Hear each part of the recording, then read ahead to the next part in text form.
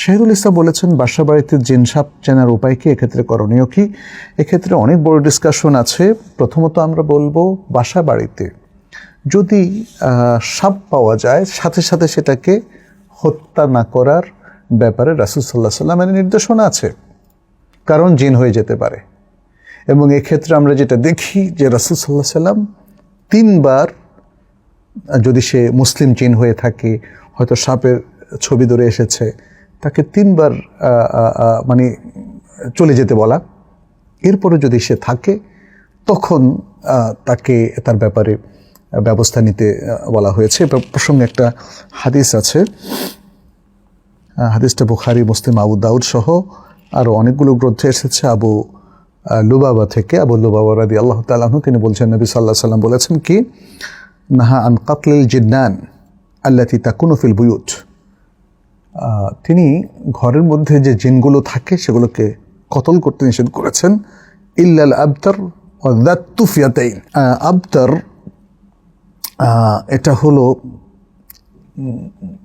মানে ছোট লেজ বিশিষ্ট সাপ, আর যাত তুফিয়াতাইন এটা হলো এক ধরনের সাপ যেগুলোর পিঠে 2টো সাদা দাগ থাকে, এমনটি হাদিসের সরার গ্রন্থগুলোতে এসেছে।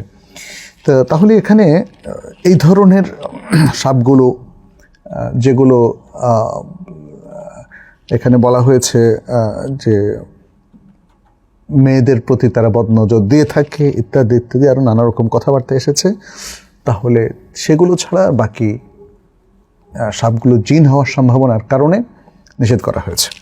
কোনো কোনো হাদিসে আমরা দেখি যে নবী সাল্লাল্লাহু আলাইহি ওয়াসাল্লাম 3 বার তাদেরকে সতর্কবাণী উচ্চারণ করার কথা বলেছেন।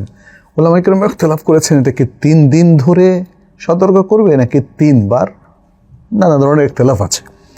তো আমরা সংক্ষেপে এতটুকু বলবো যে তাহলে প্রফেটিক যে ইনস্ট্রাকশন বা নির্দেশনা, সেটা হলো তাদেরকে সতর্ক করে দেওয়া, তাদেরকে চলে যাওয়ার সুযোগ করে দেওয়া।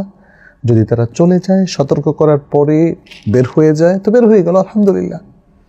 এরপরেও যদি থাকে তখন বুঝতে হবে যে এটা জিন নয়, এটা সত্যিকারের সাপ, হয়তো ক্ষতি করার জন্য এখানে এসেছে, অতএব তখন তাকে হত্যা করা যাবে। অন্যথায় তাদেরকে চলে যাওয়াটাই, যেমন আমরা আরেকটা রিওয়ায়াত দেখি যেটা উসতুল গাবার মধ্যে এসছে, আব্দুর রহমান বিন আবি লাইলা থেকে। সেখানে আবু লাইলা বলছেন, নবী সাল্লাল্লাহু আলাইহি ওয়াসাল্লাম পক্ষ থেকে এক নির্দেশনা হচ্ছে এরকম, ইযা যাহারাতিল হাইয়াতু ফিল মাসকান, যখন সাপ কোনো ঘরের মধ্যে প্রকাশ পাবে তখন তাকে বলবে, ইন্না নাসআলুকা বিআহদি নূহ ওয়া বিআহদি সুলাইমান ইত্যাদি ইত্যাদি, লা তুযিনা, আমাদেরকে কষ্ট দেবেন না। ফাইন আদাত, সে যদি আবার ফিরে আসে তখন তাকে হত্যা করা যাবে, কারণ তাকে তো সতর্ক করে দেওয়া হয়েছে, সে জিন হলে সে চলে যাবে। আর যদি জিন না হয়ে আবার আসে তাহলে বুঝতে হবে যে এটা একটা প্রাণী যেটা ক্ষতি করার জন্য এসেছে।